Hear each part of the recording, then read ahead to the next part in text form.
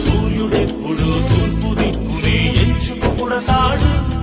కళ్యాణ తిలకమై కన్న తల్లి ఒడిలోనే ఉంటాడు.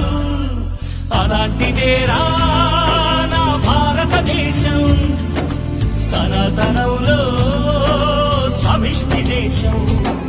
ఆ సనాతనం తన పునాదిలోనే సంకరమవుతుంటే, నా అభ్యుదయానికి సభ్య సమాజమే సమాధి కడుతుంటే, తరతరాల భాష్యం తెంచుకున్న ఈ స్వరాజ దేశంలో యువతరాలు మళ్ళీ పరాయి భిక్షకు పరుగులు తగున.